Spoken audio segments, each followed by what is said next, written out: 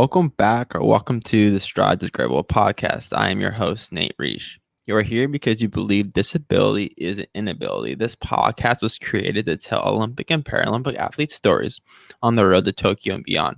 For our first episode of season 3, we have David Johnson on the podcast. David is a Paralympic athlete on the track and specializes in the 400 meters in the visually impaired category. He was a member of the Team Canada at the 2019 Pan Am Games, which was held in Lima, Peru. Yet track and field is a significant role in his life. It does not define him. He's a public speaker, visually impaired advocate, role model, and Tik-Toker who doesn't allow his circumstances to define him. One quote that has been a theme in his life is 10% of what happens to you and 90% of how you deal with it. Without further ado, welcome my teammate, David Johnson, to the Strides with Graywolf podcast. Hey. What's up, homie?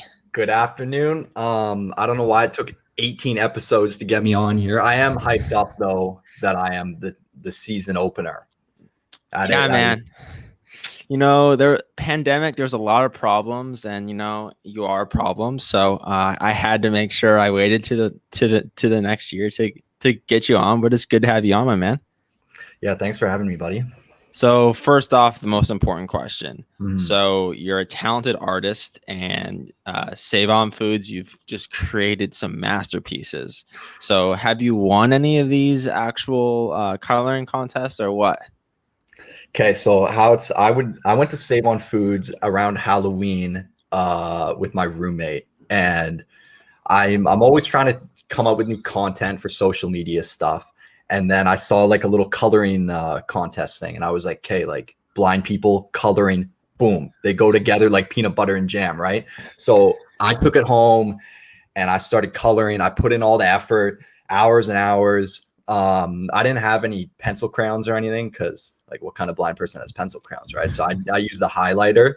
And then I was going to enter in, but I didn't want to like take it away from some like little kid who actually like deserves to win, not me. So I didn't enter any of them in, but I just have them like on my shelf here. So hey, maybe I'll sign one and give it to you. Perfect. Yeah. I would finally have something of worth hanging in my room. So I really appreciate that. So on this podcast, a lot of times we start with the origin story because I think it sets a foundation and gives the listeners a little insight on where you started. So how did you get into track and field, and what were your earliest visions on what the sport would bring for you? Yeah. So how I got into track was growing up. I was a sporty guy. Like I played baseball, soccer, hockey, football. I pretty much played every sport, and I always loved like everything about sport, like hanging out with the teammates and just like trying really hard and going to like the restaurant or whatever. I don't know if you ever did any of this, but my hockey team would always go to the restaurant, and after a game or whatever, we get pancakes, and then we would have an empty glass and we would just mix this condiments into a glass, and then we would all have to try and take a sip after. Just things like that, like funny things like that I love doing. And so yeah, with my visual impairment, my vision gets worse over time. I have tunnel vision. So when I was younger, my vision was kind of like looking through toilet paper rolls. I didn't have any peripheral vision. And then over time, it essentially pretty much shrinks. So now my vision's like looking through 2 drinking straws, kind of the ones you get at McDonald's kind of thing. And so as you can imagine, playing football or playing hockey or soccer or baseball, it got hard for me to see the ball or the puck on the ice with just looking through a tiny pinhole. So I would run into people all the time, and it wasn't the best thing. But growing up, like I always, because every kid kind of dreams like, oh, I want to go to the NBA or I want to go to the NHL or whatever it is when you're playing sports. But for me, I always had like in the back of my mind, oh, I can never be a professional athlete because I have a disability. Like I can't do that. Like it's just impossible. Like no way I can compete with Sidney Crosby or LeBron James because they have eyesight kind of thing. So I guess I kind of always had that like dark cloud looming over me. And then when I was 16, I heard about track and field and was like, oh, like this is like a serious sport for people with disabilities. And there's like something called the Paralympics. Like up until that point in my life, I never heard of the Paralympics. Like I didn't know that was a thing.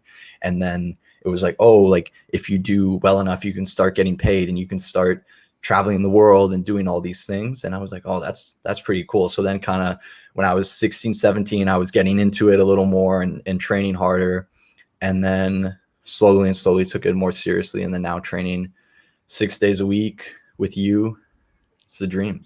Yeah, man. I mean, it's super interesting because obviously we have a disability, but I Mm-hmm. think a lot of the times the disability is more the disability that people put on us, the limits or the cap that we can't do this and do that. And so, how was that growing up? Did your doctors ever say like you can't play sports or you shouldn't play sports? Because from my experience, they told me like don't even try because you just won't be able to do it competitively. And so, what was that experience like for you?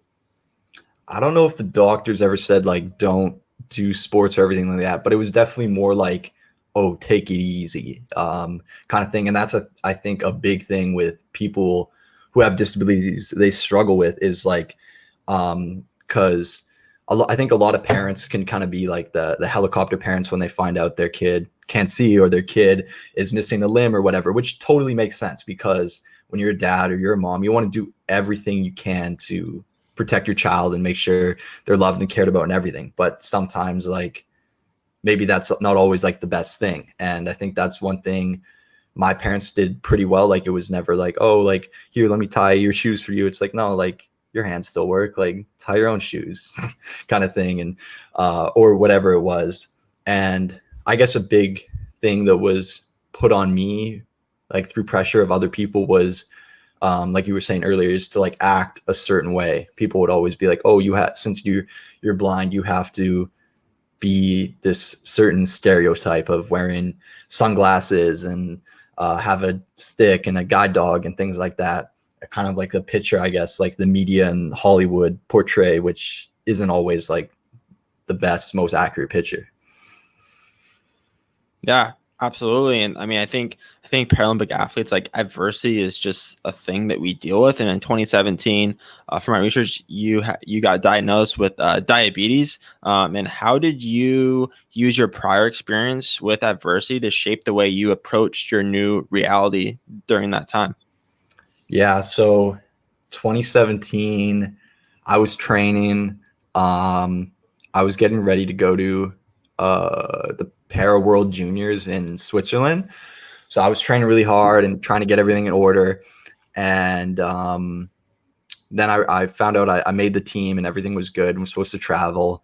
And then right before we were supposed to leave, I found out that I had type 1 diabetes. And it kind of came out of nowhere. No one in my family has it or anything. And then it resulted in me not being able to go and compete on a world stage, which was definitely like it's a hard pill to swallow. You know, you've been working really hard and putting the hours in, and then just like that, it's like it's taken away.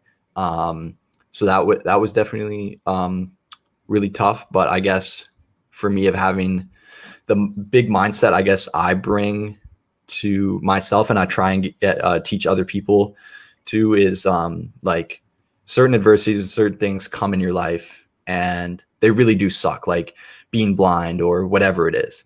But I can't change it. So why don't I take the next steps and move on? And then I applied that to being visually impaired and not making the team in this scenario. And I applied to other things that happen in my life all the time. Yeah, no, and it's not necessarily funny isn't the right word, but sometimes your biggest adversity, your biggest failures can sometimes set you up for your biggest successes. What did you learn not going to World Champs in 2017, but then in return making that 2019 Pan Am game, and you finally get this opportunity to really show what you've been working on for the past 2 years? Yeah, I guess just like it takes a setback and then maybe like a reset, like takes you off your high horse or whatever, and you just gotta get back to work, and you're like, oh, like I'm really not all that I'm not invincible or whatever. Like I can still get taken down by diabetes or whatever it is. So I think for me, like just to like put like my hood up and like just like keep grinding, I guess it was like a good wake up call and things like that. Yeah, no. And so what was your 2019 experience like at Pan Ams, I think sometimes you go into meets and you have this expectation of what the experience is going to be like or what the result is going to be like. And sometimes it's polar opposite of what you actually think it is. And sometimes it's almost the exact same. So what was your experience like at the 29 Pan Am Games? I guess like expectation wise, I guess like everyone goes into a championship thinking they can win. Someone told me one time, like, if you're in a race or whatever you're doing and you don't think you can win, then like why are you racing? Like what's the point? And I think like I truly live by that. And even like though like maybe if I take a step back and like crunch numbers, it's like, okay, like you're probably not going to win. But if you're thinking like that, you're definitely not going to win, kind of thing. You never know what can happen out there. And I guess like expectation wise for Para Pan Ams, I don't really know what I was expecting too much, but it was definitely pretty cool to see like the whole like village experience. And like it really is like a village, like with the barber shop and things like that. I like getting cleaned up before my race. You know, they shaving me up, giving me a fresh cut. I liked it all. And the food was pretty good. All you can eat. And you know me, I'm a big guy. I like to eat. Oh, David, we know. We Yeah. know. Believe me. Yeah, no, I think it was a really cool opportunity. I even felt like Pan Am was even a cooler experience than the world championships, which is kind of crazy to say, but I just think there's something so much with that community. And I think us Paralympic athletes, we love to dig into each other, banter each other about our disabilities or how slow we ran or how fast we ran. And so I just think that environment makes for such a fun time. Yeah, no, totally. I think like the para chirps or whatever, they're definitely like, I don't know about for you, but for me, like I never grew up with like anyone with a disability or anything. Like I was just like the blind kid, and then everyone else was just like normal or whatever. They didn't have a disability. So when I first started like traveling and going on these like para trips and things like that, it was that was like the first time I felt like I could be myself, you know what I mean? And then you know how it is, like everyone's making fun, like, oh, haha, you can't walk, or whatever it is. Yeah, no, it's always so funny. I always get the like, oh, you better watch out. I know exactly where to hit you with the golf ball, and I'm like, ha ha ha, you're real funny. Yeah. But no, it's all fun and games. And I think you and I kind of came in the Paralympic scene a little bit later. Me drastically later than you did, but I think we're still really trying to patch things together with the Paralympic movement. There's things that are amazing, but there's also things that we need to evolve and really work on. What's one or two things that you would like to see either change or evolve, over the next 5 or 10 years? I think the biggest thing would be like, for me coming in, I didn't like I was saying, I didn't realize the Paralympics or anything was a thing until I was like 16 or 17 or whatever, however old I was. So I feel like education is a big piece. Just because I know a lot of other people who are visually impaired or whatever, like who the same thing, like they didn't know that was an option. I think a lot in the disability community, it kind of goes to, oh, like let's do arts and crafts or whatever it is, like something where you can't get hurt or things like that. And then the serious kind of sport or serious activity, whatever it is kind of like a little more pushed away when it shouldn't be. Yeah, and I don't know if you feel the same way, but like I don't think you need to be a high performance athlete, but I just think sport teaches you so many lessons. And like Kobe Bryant said, it's the greatest metaphor for life. And I think like if we take that away from kids or athletes, I think we're really doing a disservice. And so I think the Paralympics has done a good job. But yeah, I think I don't know if you ever felt this, like sometimes with sponsors and things like that, like because yours isn't always glaring. Like sometimes if me, you, and Greg were walking down, like they probably wouldn't know you and I have a disability unless you have your stick out. And so how have you navigated that almost it almost being invisible at times? Yeah, definitely. Like but yeah, with the sponsorship thing, like it's a hard piece because people, like for ads or whatever, they always want like the attractive person or things like that, and stuff like that, when it's kind of like, yeah, like I don't look like quote unquote blind. Like I can make my eyes go like this. I don't know if you can see that. Yeah. You do my weird eye thing, and then I look a little more blind. And yeah, so I'll walk down the street or whatever, and pretty much no one would ever notice me to be visually impaired. Like they would just never guess unless I'm holding my cane. Just because like I don't have a guide dog or I don't have dark sunglasses. And then I run into problems all the time with people not believing me. Like if I run into someone or something like that and I don't have my cane and I'm like, oh, sorry, like I'm blind. They're like, what? Shut up. Like, what are you talking about?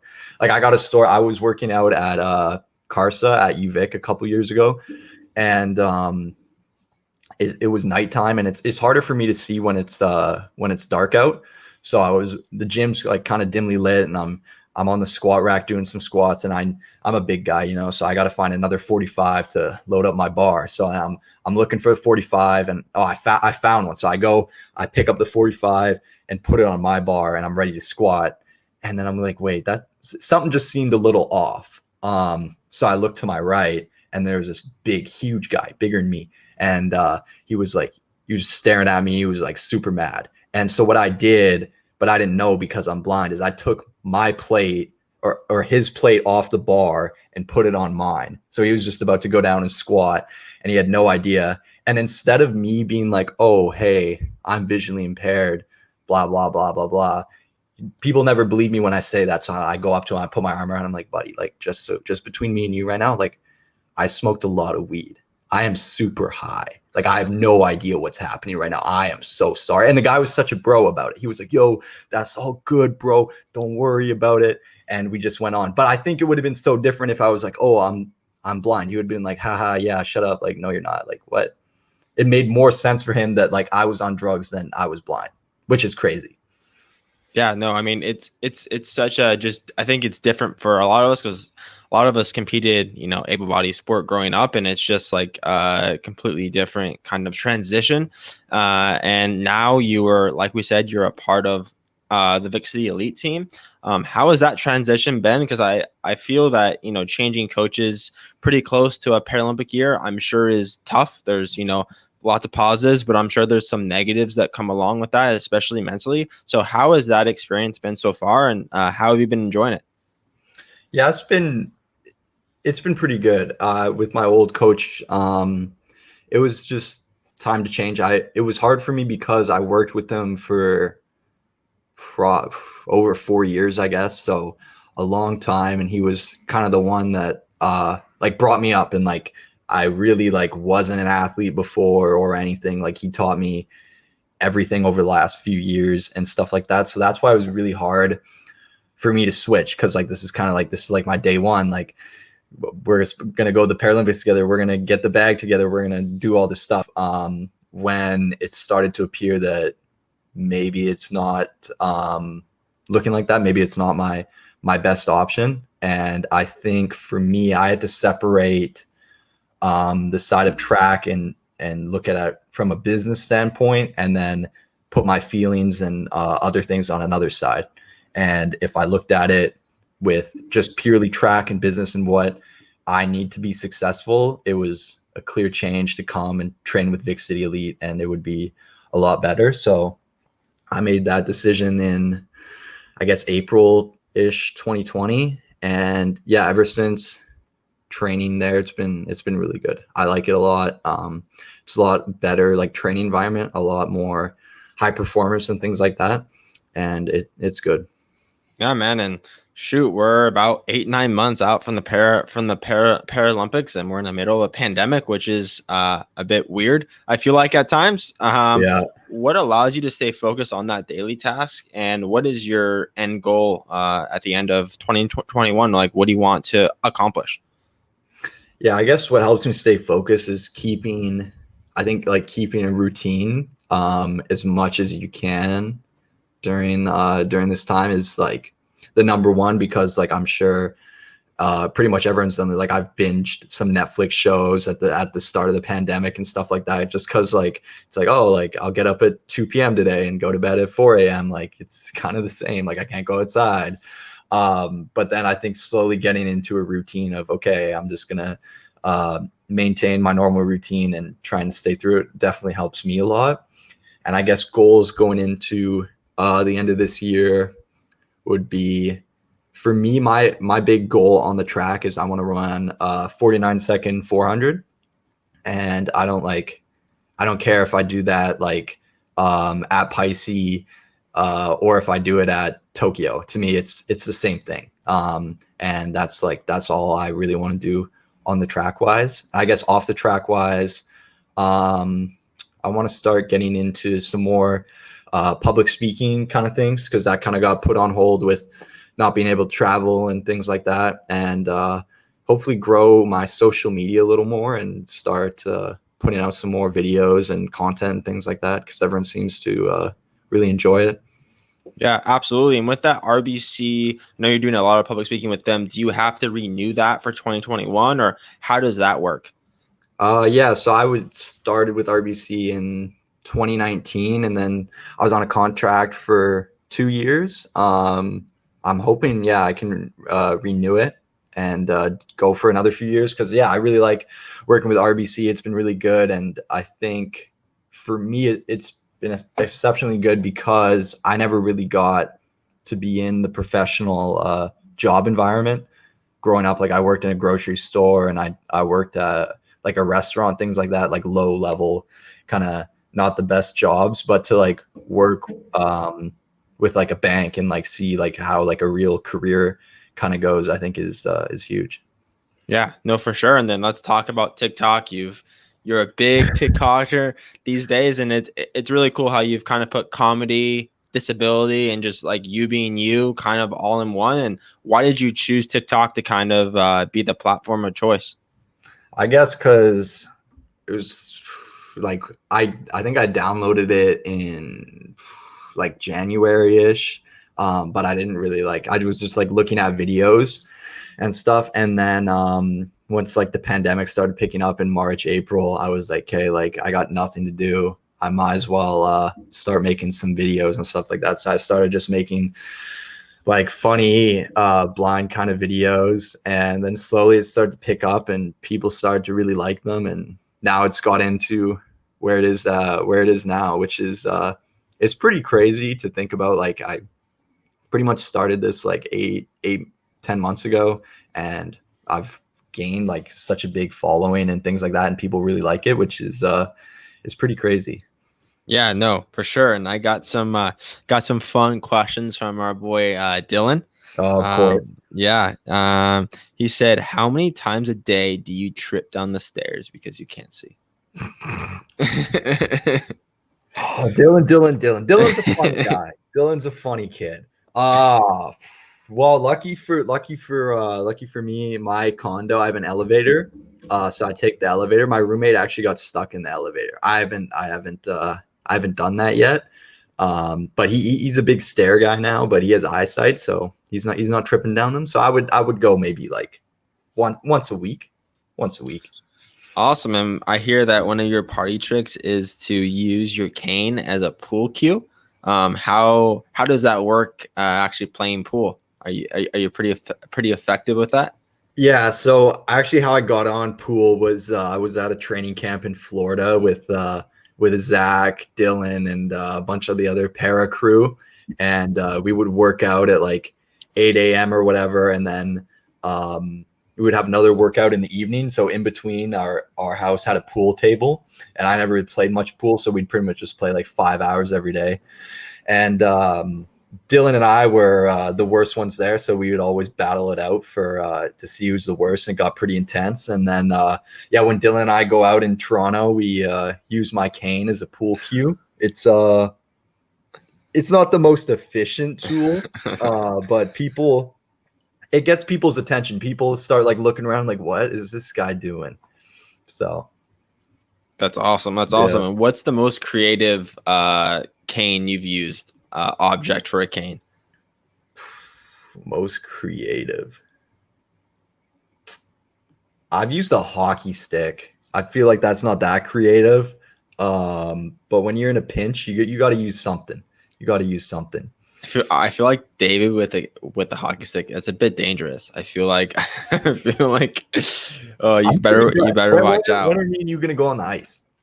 Me and you go on the ice. Yeah. Yeah, it's been a minute, man. I grew up playing hockey actually, Yeah. because my grandpa played in the NHL. So he had like his own hockey camp every summer. So I would Mhm. play a lot, and I was not good. I am absolutely horrible. They put me in goalie for a reason, Mm. because we would do drills, and I would literally just pretty much be sliding across the ice the entire time on my chest because I'm just horrible. Yeah, and I think my grandpa was a bit ashamed. He was like, "Seriously, man, like you are like I played NHL for 12 years. I scored 10 points in one game, 3 goals in like Jeez. 21 seconds, and you can barely skate." So yeah, no. I think we'll have to talk Heather and Jeff on that one because that could be funny. But also I'd probably get hurt. You wouldn't, but I probably would. We need content. Me and you. Oh You start man. up your TikTok. Oh man, I don't know about that. I'm not as fun as you are, man. And so now we have some fun rapid fire. Unless you have some funny banter for me, then throw it my way. But No, I don't think so. I can't think of anything off the top of my head. all right. So first off, if your life was a movie, what would be the title? Wait, so rapid fire, I just send it Yeah, out. yeah. Just send it. I feel like The Blind Side. That's a classic movie, nothing to do with being blind, about football, but you can take it either way. Absolutely. Dream destination. I always want to go to Fiji. I don't know why, ever since I was like a kid. Awesome. Sounds Mhm. like fun. Yeah. Favorite place you've traveled to? I really like Grenada. I've been to a couple training camps there.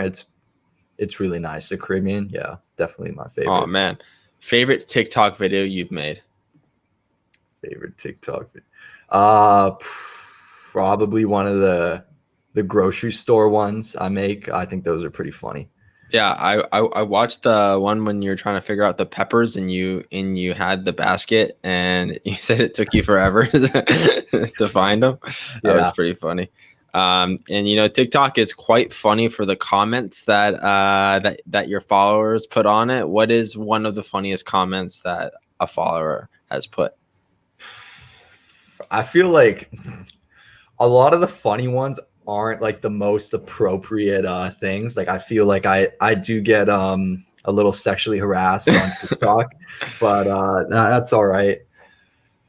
I don't know. I someone did say it was one of my coloring ones the other day, and they were like, plot twist, you're coloring on your adoption papers, and I was like, that's pretty funny.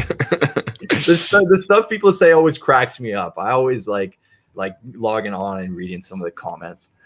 Oh man, that is awesome. So I have two final questions. I Yeah. asked these two questions to all my guests. First, where can people find you on social media? What's your handles? Yeah, at Blind Hipster Dave, Instagram, TikTok, YouTube. It's all the same. Sweet. And finally, what do you want your impact to be on the world? My impact on the world, I guess, to be a role model, I guess, for people with disabilities, to be able to, for people to look up to me and see me on social media or see me or whatever and be like, hey, like that kid's blind and he just acts like everyone else. He's just like a normal person. He does his own thing, and he seems to really like it. Yeah, that's awesome. I think normalizing disabilities is so important, as I'm like choking and dying over here. But yeah, man, I think that's a great way to end it. And thanks so much for coming on the Shot Just Girl podcast and putting up with me for an hour or 30 minutes. I know it's not an easy Feels thing to like an do, hour, man. I know, man. I feel really bad for you. eh? No, thanks for having me. Of course, bro. Anytime.